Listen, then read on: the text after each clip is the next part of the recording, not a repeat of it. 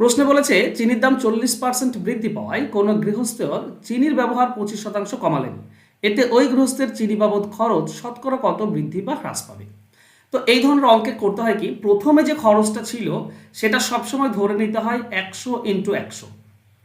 আর নতুন খরচ কি হবে, 40% বাড়িয়েছে তার মানে হবে 140, আর 25% কমে গেল তার মানে হবে 75। ব্যাপারটা বুঝতে পারছো?